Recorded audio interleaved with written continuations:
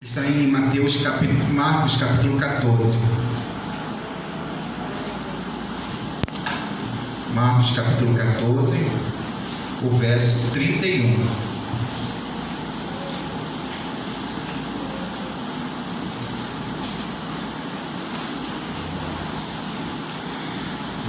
Diz o seguinte, verso 31. Mas Pedro insistia com mais veemência: ainda que me seja necessário morrer com o Senhor, de modo nenhum o negarei. E todos os outros diziam a mesma coisa. Meus queridos irmãos, Pedro, ele confiava nas suas próprias forças, como acabamos de ler o relato aqui. Pedro era um membro da igreja adventista. Para Pedro, todos poderiam negar Jesus, menos ele. É interessante que esse Pedro retrata a minha vida, pois um dia eu, Frank, fui líder da igreja, fui ancião de igreja.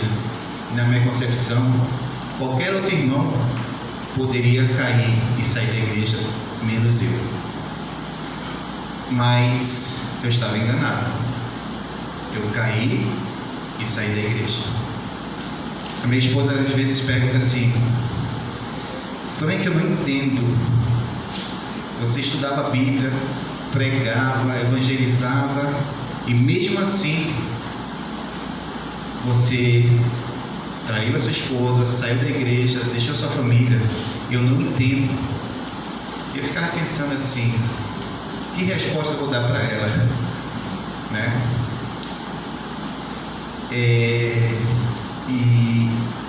Mesmo depois de ter feito todas as coisas erradas, eu caí na ficha dizendo assim: amor, a minha única diferença para aquele que está lá no bar bebendo agora é Cristo Jesus.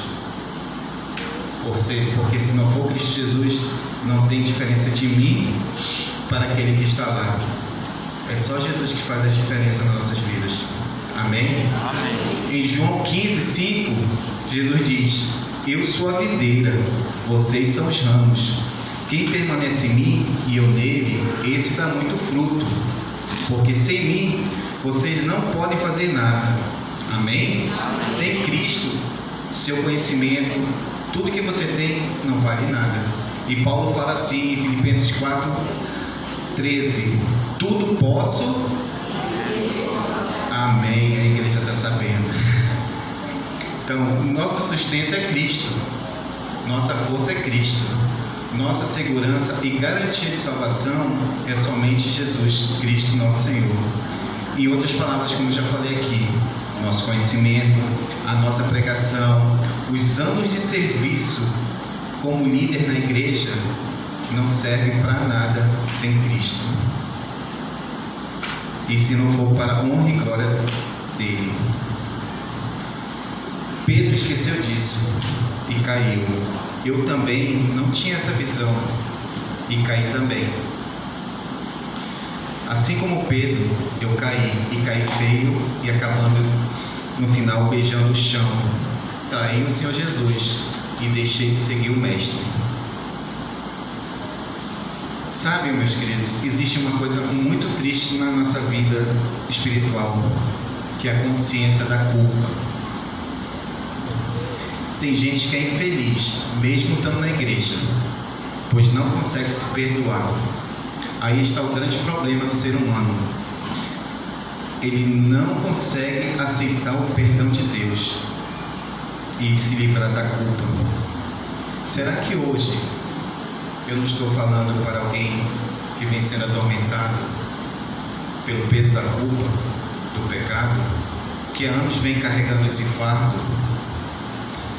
Amigos, em nome de Deus, a nossa Bíblia tem muitas promessas de vitórias para nós e perdão. Posso falar uma promessa nesse momento para nós, que se encontra em Filipenses 3, de 13 e 14. Diz assim: como devemos ver a vida. Que Paulo escreve assim: irmãos, quanto a mim, não julgo havê-lo alcançado, mas uma coisa faço, esquecendo-me das coisas que ficam para trás e avançando para as que estão diante de mim, prossigo para o alvo, para o prêmio da soberana vocação de Deus em Cristo Jesus. Amém? Eu pequei, está no passado, está no fundo do poço. Eu pedi perdão a Deus. Passado é passado, o que importa para Deus é daqui para frente. É assim que nós devemos pensar. Não importa o quanto nós erramos, o quanto nós ferimos alguém, como eu vivi, há perdão para você e para mim.